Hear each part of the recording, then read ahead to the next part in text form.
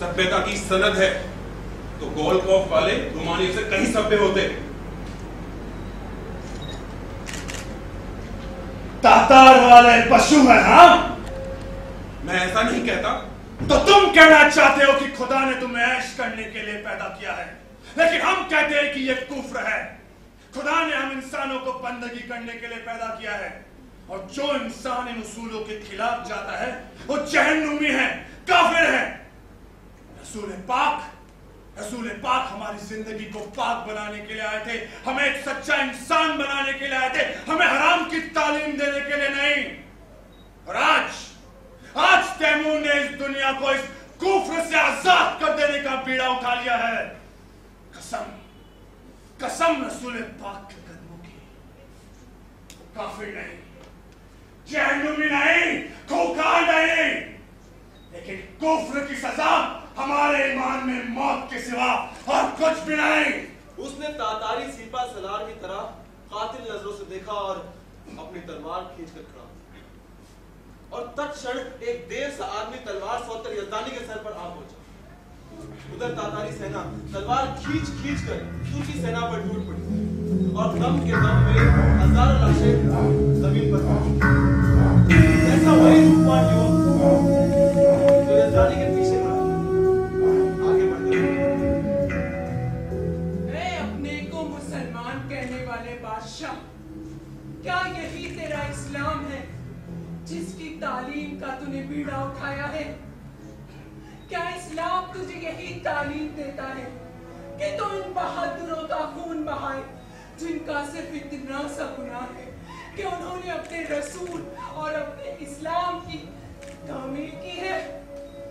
तू इन मुसलमानों को काफिर कहता है और समझता है कि तू इस्लाम की और खुदा की खिदमत कर रहा है। तो मैं तुझसे कहता हूँ कि अगर हम इस्लाम को नहीं मानते, अगर हम खुदा के सामने सजदा नहीं करते, तो फिर किसके सामने सजदा करते हैं? अगर तू हमें काफिर कहता है तो कौन मुसलमान है? हम काफिर ही सही, मगर तेरे कैदी तो हैं। बड़ी बेरहमी से 70,000 तुर्कों को सुरंग में उड़वा दिया, उनके लाखों बच्चों को और स्त्रियों को अनाथ कर दिया। क्या इस्लाम तुझे यही तालीम देता है कि तू इन कैदियों का खून बहाए? तूने बहते हुए खून के दरिया में अपने घोड़ों को नहीं उतारा, बल्कि इस्लाम को अपनी जड़ से उखाड़ कर फेंक दिया। हम वही तुर्क हैं जिनकी वजह से आज यूरोप में इस्लाम का झंडा फैला है। हम वही तुर्क हैं जिनकी वजह से आज गिरजाओं में अल्लाहू अकबर की आवाजें आती हैं। अपने दिल से पूछ, ये सारा जहाद तूने खुदा की राह में किया है या अपनी रविश के लिए किया है? तुझे इसका जवाब मिल जाएगा, और जो जवाब मिलेगा वो तेरे सर को शर्म से झुका देगा।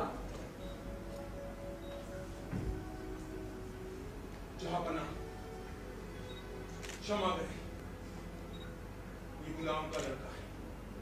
इसके दिमाग में एक फितूर चढ़ा हुआ है कि गुस्सा की माफ करे। मैं इसकी सजा से मिलने के लिए तैयार हूं। तैमूर स्थिर नेत्रों से उस युवक की ओर देखता है। अपने जीवन में पहली बार उसे ऐसे निर्भीक शब्दों को सुनने का अवसर मिला। उसके सामने बड़े बड़े सेनापतियों, मंत्रियों और बादशाहों की जुबान नहीं थी। सजा देने के लिए अल्लाह पाक ने भेजी। खुश नसीब हो मेरे दोस्त, जो ऐसे फरिश्ता बेटे के पास। लेकिन क्या हम इस नौजवान का नाम पूछ सकते हैं? यजदानी पहले आतश परस्त था, पीछे मुसलमान हो गया, लेकिन अभी भी उसके मन में शंका उठती थी कि उसने इस्लाम कबूल क्यों किया। फांसी के तख्ते पर खड़ा एक सूखा हुआ कैदी, जिसके गर्दन में कोई भी क्षण रस्सी आएगी और वो लटकता रह जाएगा, मानो मानो उसे किसी फरिश्ते ने अपने गोद में ले लिया। वो गदगद कंठ से बोला, उसे हबीब कहते हैं। या खुदा, ये सचमुच खुदा का हबीब है। हम वो गुनहगार हैं जिसने हमेशा अपनी जहालत में अपने गुनाहों को सवाब समझा, क्योंकि हमसे कहा जाता था कि हमारी जात बेऐब है। लेकिन आज हमें पता चला कि इस्लाम का कितना बड़ा नुकसान हुआ है हमारे हाथों से। आज से हम इसका दामन पकड़ते हैं। अब से यही हमारा रहनुमा है और यही हमारा खीस। हमें यकीन है कि इसका दामन हमें खुदा की दरगाह तक पहुंचा सकता है। हमें बिल्कुल यकीन है।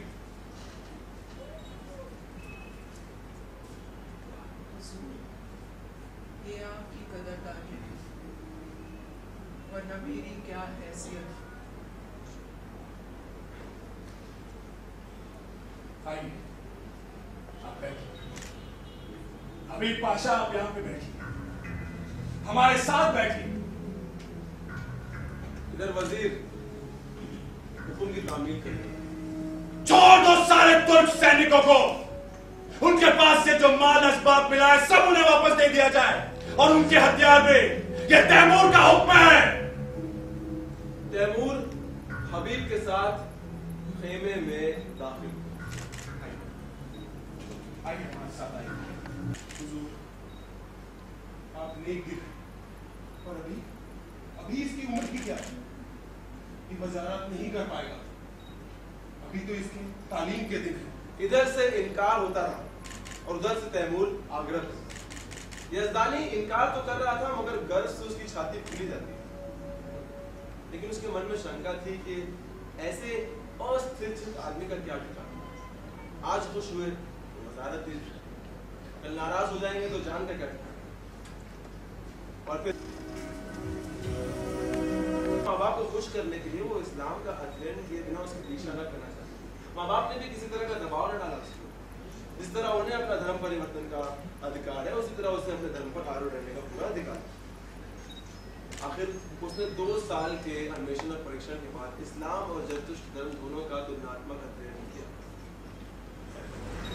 रात को तैमूर के उस प्रस्ताव पर विचार हुआ।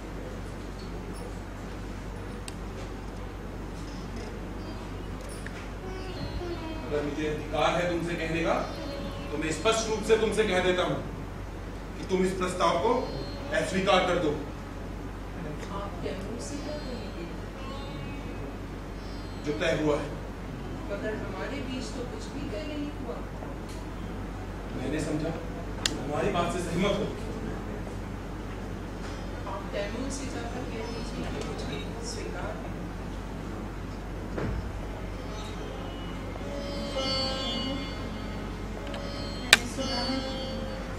तैमूर अच्छी निगाहों का आदमी नहीं। मैं तुझे किसी भी तरह वहाँ जाने न दूंगी। अगर कोई बात हो जाए तो दुनिया क्या करे? और वैसे भी सब हंसते ही हैं। अम्मी जान, मैं आपके हुक्म से जौ भर भी फिरना नहीं चाहती। आपको पूरा हक है कि आप मुझे जाने दें या ना जाने दें, मगर खुदा ने जो मुझे मौका दिया है, अगर ये मेरे हाथ से निकल गया तो मुझे जिंदगी भर का अफसोस रह जाएगा। अमीर तैमूर दिलेर है, मगर बेरहम नहीं है। उसने जो कुछ किया है वो सिर्फ और सिर्फ अंधे विश्वास में किया है, मजहब के अंधे विश्वास में किया है। मुझे यकीन है कि मैं अपनी इस्लामी तरबियत से उसको बदल दूंगी। मुझे यकीन है कि शायद उसके हाथों कम कसरत से लोगों का खून बहे। और बात रही दुनिया वालों की, तो मैं अपनी नेक नामी से उनके मुंह बंद कर दूंगी। मैंने हमेशा अपने उसूलों को मानकर उन्हीं पर काम किया है।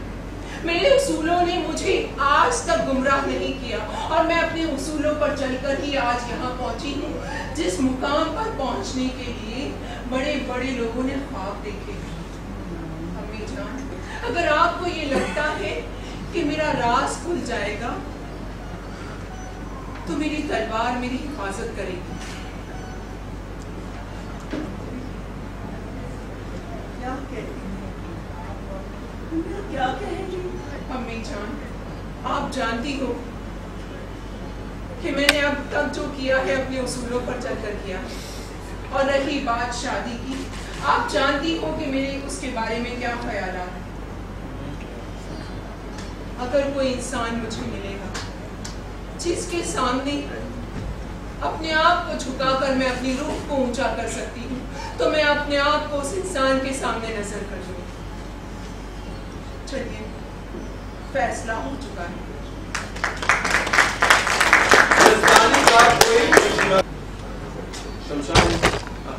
शमशान अगरबत्तियों